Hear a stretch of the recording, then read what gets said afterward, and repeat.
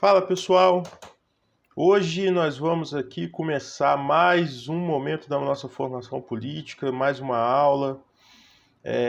Hoje eu decidi gravar também o vídeo, eu estou testando esse formato novo de gravação, porque é mais cômodo, acho que o pessoal assiste mais, né, um vídeo mais enxuto e tudo. E eu tô com a minha voz, como vocês podem perceber, não tá muito boa, porque eu tô com a garganta um pouco infeccionada, inflamada. E, enfim, e aí tá muito frio aqui, então eu tô tendo que fazer muito esforço para falar. Mas não vamos deixar de apresentar a nossa formação política para vocês, né? O tema de hoje, né, a gente vai tratar sobre o contratualismo do Rousseau. A gente já estava falando do contratualismo, né? A gente falou do Thomas Hobbes, do John Locke, e agora a gente vai entrar no Rousseau. Quem foi Rousseau? Jean-Jacques Rousseau, ele foi um filósofo que nasceu na Suíça, em Genebra, né, hoje onde está a Suíça. Ele nasceu em 1712 e morreu em 1778.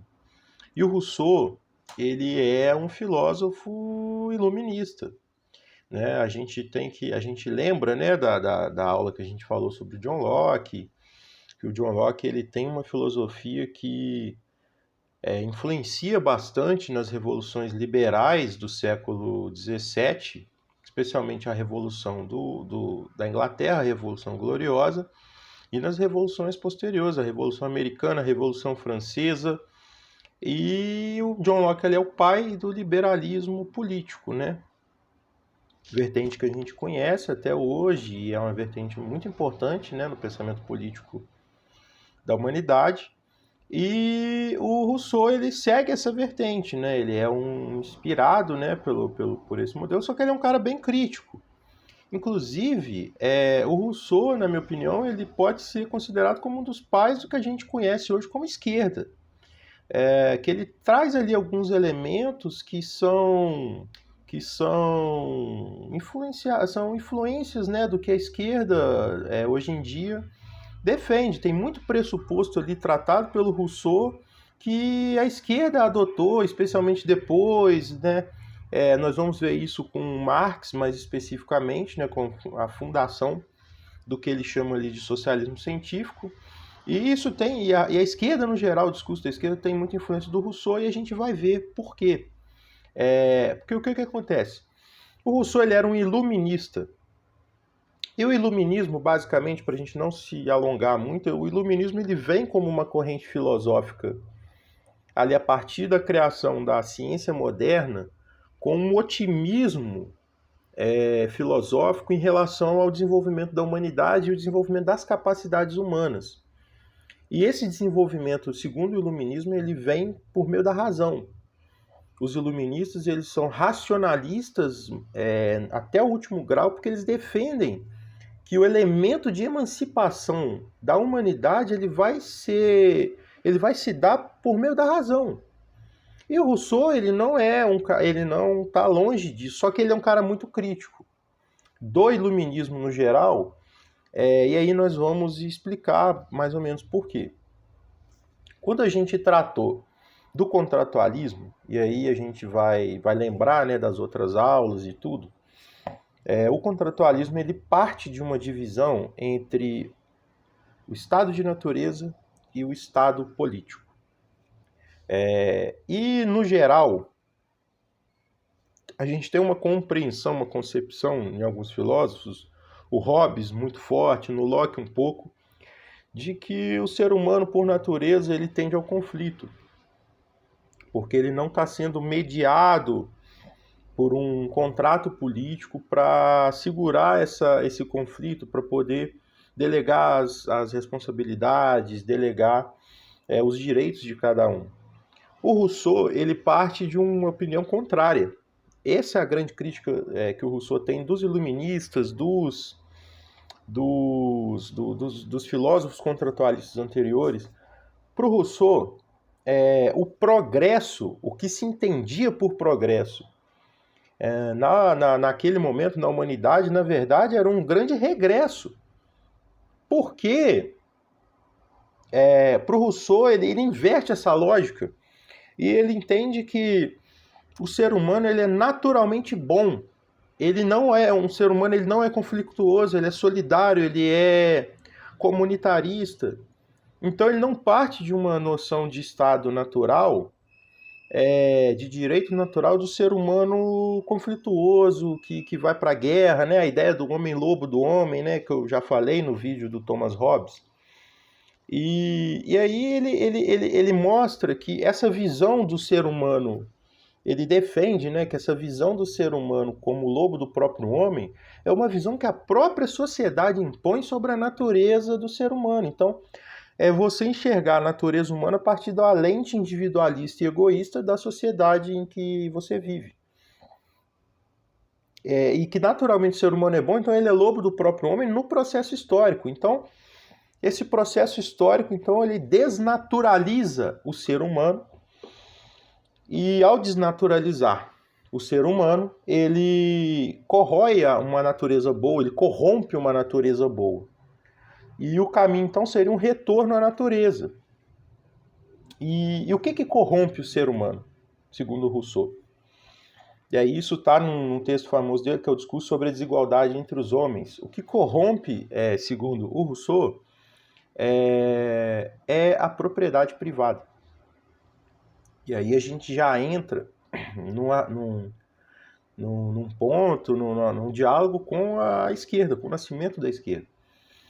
Para o Rousseau, a partir do momento que você cercou uma terra e falou que ela é sua propriedade, você começa um processo de degeneração da humanidade. E aí, qual que seria a solução para o Rousseau? Aí ele entra na noção dele de contrato social. O discurso sobre a desigualdade sobre os homens e o contrato social são duas das principais obras políticas do Rousseau. E o contrato social para o Rousseau, ele parte, né? A primeira frase do livro é: o homem nasceu livre, mas entretanto está acorrentado em todo lugar. Então ele inverte essa lógica, igual eu expliquei, e ele defende que o contrato social ele tem que vir com a necessidade de construir um novo modelo social que liberte o ser humano dessas correntes e que retome esse caminho de uma natureza boa que o ser humano tem.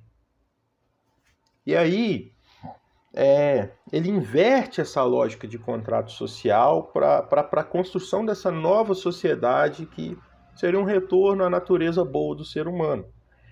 E qual que seria o princípio, então, que legitimaria e que garantiria essa nova transformação social que o Rousseau tá propondo nesse novo contrato, né? É o princípio da vontade geral, que é um outro conceito muito importante da filosofia do Rousseau. A ideia da vontade geral é muito interessante porque depois ela vai ser muito debatida, especialmente por liberais, e ela é de certa forma debatida até hoje porque o Rousseau ele defende que nesse modelo de contrato social que a sociedade tem que pactualizar para criar uma nova forma de sociabilidade, os seres humanos, os indivíduos, eles têm que abrir mão das suas vontades individuais em prol do bem comum. Então, ele coloca a sociedade acima do indivíduo.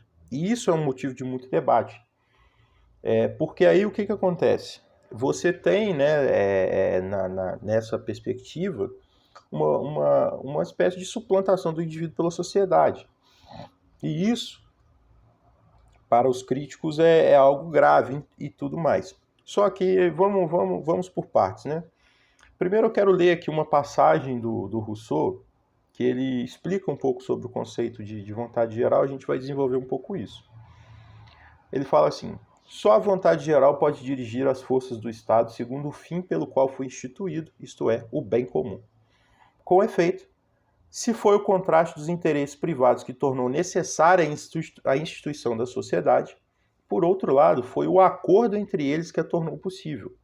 O vínculo social decorre daquilo que há de comum nesses interesses diferentes. Se não houvesse algum ponto no qual concordam todos os interesses, a sociedade não poderia existir. Ora, é unicamente sobre a base desse interesse comum que a sociedade deve ser governada. Então, essa perspectiva da vontade geral desse novo contrato é uma perspectiva que suplanta os interesses individuais em prol daquilo que todo mundo tem de comum. Então é uma perspectiva que a gente até chama de universalista, porque ela pega as diferenças que os seres humanos têm, as diferenças dos interesses e tudo mais, e ela tenta superar essas diferenças em prol de uma humanidade comum. E essa humanidade comum, ela vai ser a base para o que ele vai chamar de vontade geral. E essa vontade geral, ela vai ser o que vai legitimar esse contrato social, desse novo modelo de sociedade para libertar o ser humano dessas correntes. Então, um exemplo até atual, né, que a gente discute muito, por exemplo, o direito a ter armas. Se a gente for refletir, tem gente que quer, tem gente que não quer, mas aí, partindo de uma perspectiva do contratualismo do Rousseau, a gente vai refletir a vontade geral, o bem comum, de certa forma, ele compartilha dessa necessidade de ter armas. Para o Rousseau, ele poderia refletir, olha, se a gente liberar, né, a venda de armas, nós vamos ter um saldo geral na sociedade negativo. Então as pessoas elas vão colocar a vida das outras em risco. E aí você vai afetar o bem comum com essa perspectiva. Então, não. Então, pelo bem comum é melhor não ter a liberada venda de armas. E isso compromete a harmonia da sociedade. Isso de um ponto de vista do Rousseau. Isso é uma forma de explicar essa questão da vontade geral e do bem comum. Então, há essa suplantação, né, dos direitos, não dos direitos, mas das vontades individuais para que elas deem lugar a uma vontade geral. E essa vontade geral é o que vai reger, então, o contrato social, segundo o Rousseau. Isso, como eu falei, foi criticado, né? Muitos criticam, né, essa ideia, dizendo que o ser humano ele tem direitos individuais, ele tem uma vontade que ela tem que ser respeitada e que essa vontade geral, esse bem comum, seria uma forma de opressão sobre os indivíduos, né? E que poderia descambar em formas autoritárias de governo e tudo mais. E isso a gente vai ver mais para frente, se eu não me engano, na próxima aula, em relação ao Hegel, porque o Hegel ele parte de uma concepção que talvez até influenciada pelo Rousseau, de que a sociedade está acima do indivíduo. E isso já está no Rousseau. Esse contrato social está acima do indivíduo. E aí a gente já tem aí o desenvolvimento, o Hegel, Marx e a esquerda no geral. Mas isso fica para as próximas aulas, né? Essa apresentação do Rousseau, que o intuito dela foi ser uma apresentação introdutória. Eu recomendo a leitura. O Rousseau é um autor muito tranquilo de ler, ele é bem fácil. No geral, os autores iluministas eles são bem fáceis de ler. A filosofia política do John Locke, por exemplo, ela é muito boa, ela é muito fácil de ler. O Rousseau, os outros iluministas, o Voltaire, o Diderot, eles são tranquilos a leitura, porque eles tinham a concepção de que o escrito deles, a filosofia deles deveria ser popularizado. E aí eu indico, então, né, 2 livros do Rousseau sobre esse tema da política, né, que é Discurso sobre a Desigualdade entre os Homens, e o Contrato Social, que é a grande obra dele sobre o contrato social. Eu indico também um terceiro, né, para quem quiser ampliar um pouco mais essa reflexão sobre a crítica dele ao iluminismo, o Discurso sobre as Ciências, que é onde ele critica o desenvolvimento das ciências da forma como se dava, criticando apontando esse processo então de degeneração da natureza humana. Então é isso, agradeço, né, já indico aí para vocês, quem não acompanhar as outras aulas. Se puderem, compartilhem esse vídeo com os amigos, se inscrevam no canal, deixe seu comentário, dê o seu like aí no vídeo e a gente vai conversando. Um abraço para todo mundo e tchau.